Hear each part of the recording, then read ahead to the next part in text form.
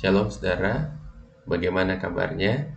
Saya berharap keadaan saudara sekalian dalam keadaan sehat dan senantiasa disertai oleh Tuhan kita, Yesus Kristus. Pada bulan ini kita masih masuk pada pembahasan tentang Gospel Center Evangelism, dan dalam tema bulan ini kita ingin sama-sama melihat penginjilan yang berpusat kepada Injil, sehingga penginjilan bukan menjadi ajang untuk show atau menunjukkan diri, tetapi kesempatan untuk membagikan kabar baik Injil kepada orang lain. Hari ini kita akan merenungkan tentang topik bagaimana senantiasa menghidupi hidup yang menginjil. Nah, untuk merenungkan pertanyaan ini saya mengajak kita untuk membaca teks kita, yaitu terambil dalam Kisah Para Rasul pasal yang ke-14. Kita akan membaca teks ini secara bertahap. Konon Kisah Para Rasul seringkali dianggap sebagai buku cerita, dan beberapa teolog Protestan menolak untuk membangun doktrin dari buku ini. Tetapi bukan berarti buku ini tidak bisa kita pelajari sesuatu yang berharga. Mari kita membuka di dalam Kisah Para Rasul pasal 14 ayat 1 sampai dengan ayat yang ke-20. Bunyi firman Tuhan demikian. Di Ikonium pun kedua rasul itu masuk ke rumah ibadat orang Yahudi, lalu mengajar sedemikian rupa, sehingga sejumlah besar orang Yahudi dan orang Yunani menjadi percaya. Tetapi orang-orang Yahudi yang menolak pemberitaan mereka memanaskan hati orang-orang yang tidak mengenal Allah dan membuat mereka gusar terhadap saudara-saudara itu. Paulus dan Barnabas tinggal beberapa waktu lamanya di situ.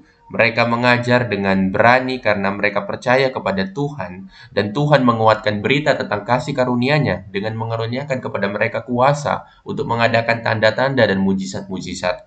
Tetapi orang banyak di kota itu terbelah menjadi dua. Ada yang memihak kepada orang Yahudi, ada pula yang memihak kepada kedua rasul itu. Maka mulailah orang-orang yang tidak mengenal Allah dan orang-orang Yahudi bersama-sama dengan pemimpin-pemimpin mereka menimbulkan suatu gerakan untuk menyiksa dan melempari kedua rasul itu dengan batu.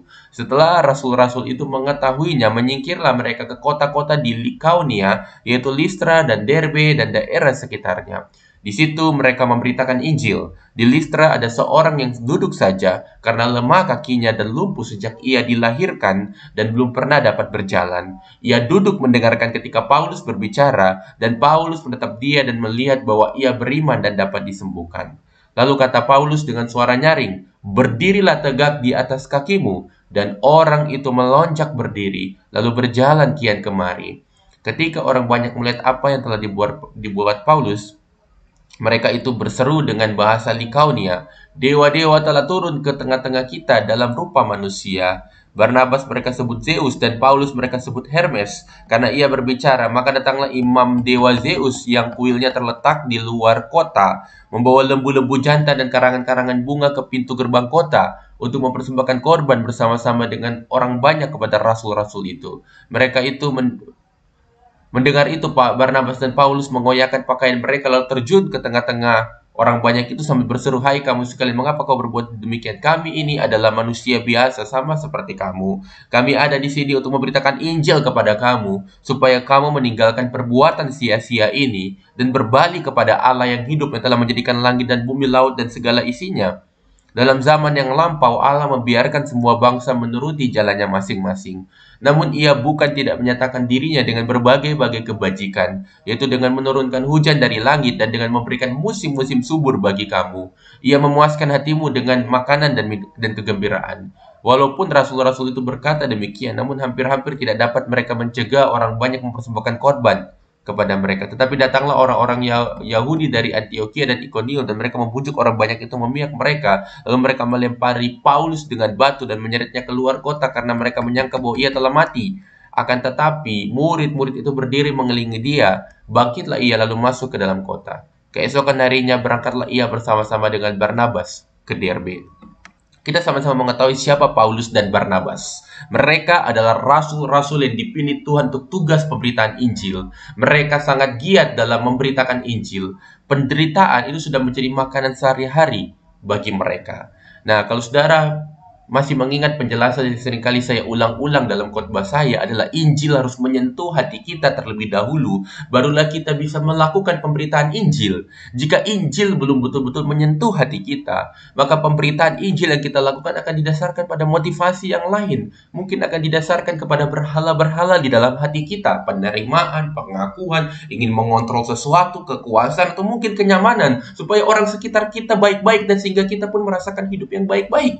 Jadi Injil telah betul-betul hidup di dalam hati Paulus dan Barnabas. Dan kalau kita memperhatikan pada ayat 1 sampai dengan 20, kita melihat kembali penderitaan yang dialami oleh Paulus dan Barnabas dalam pemberitaan Injil. Ada orang-orang yang berusaha menjatuhkan mereka, dan orang-orang itu adalah orang-orang sebangsanya sendiri, yaitu orang-orang Yahudi. Tetapi rupanya Tuhan tidak tinggal diam ketika melihat anak-anaknya mengalami penderitaan. Tuhan menyatakan kemuliaannya dengan menyatakan kesembuhan kepada orang yang sakit sebagai bukti bahwa pelayanan yang dilakukan Paulus dan Barnabas itu betul-betul disertai olehnya.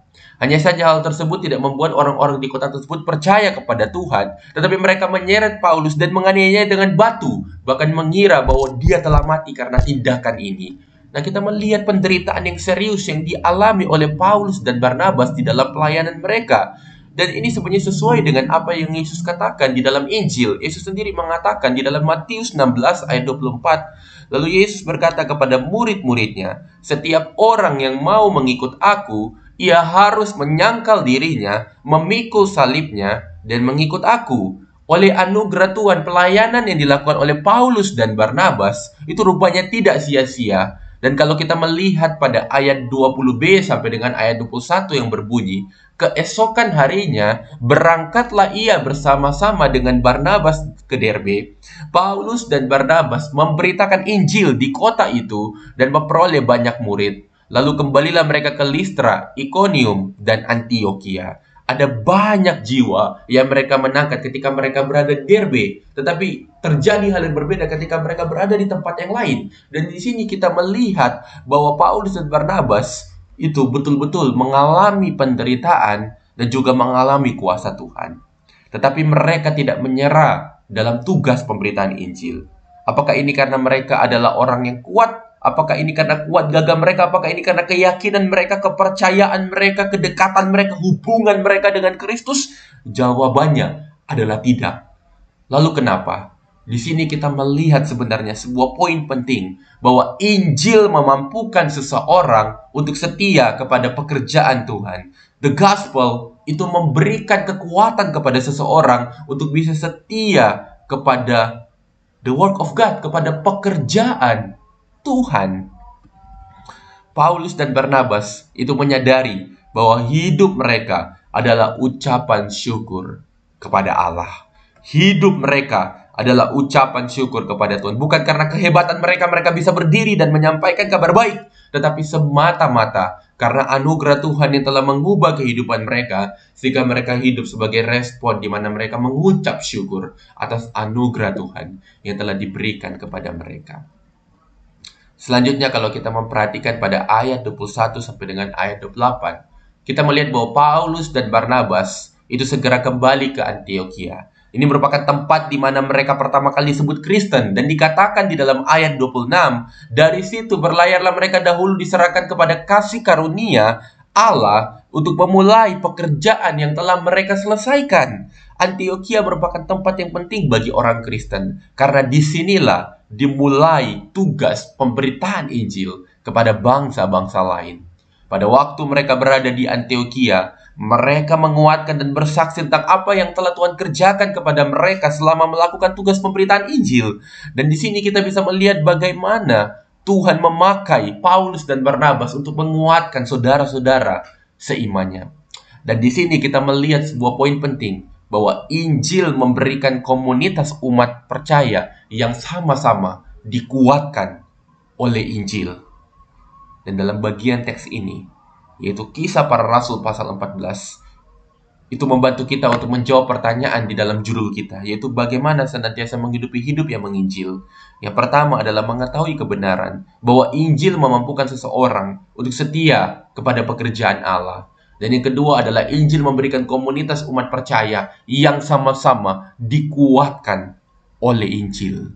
Dan di sini kita melihat dengan jelas bahwa hidup yang senantiasa menginjil itu bukan dicapai dengan sebuah usaha manusia, itu bukan dicapai dengan sebuah pencapaian manusia atau kedekatan manusia dengan Tuhan, tetapi hanya oleh anugerah Tuhan saja kita bisa melakukan hal ini. Pertanyaan reflektif yang bisa kita renungkan melalui renungan ini adalah, apakah Injil itulah betul-betul hidup di dalam hati kita? Apakah Injil, apakah the gospel itu betul-betul telah hidup di dalam hati kita? Dan yang kedua adalah, apakah kita telah mengalami kuasa Injil di dalam kehidupan kita? Dan yang ketiga adalah, apakah kita telah memiliki hidup yang senantiasa menginjil di dalam kehidupan kita? Kiranya melalui kebenaran ini menolong kita untuk semakin mengalami bagaimana senantiasa menghidupi hidup yang menginjil. Kita semakin paham akan kebenaran ini, dan biarlah kebenaran ini mengubah kehidupan kita. Soli Deo Gloria. Amin.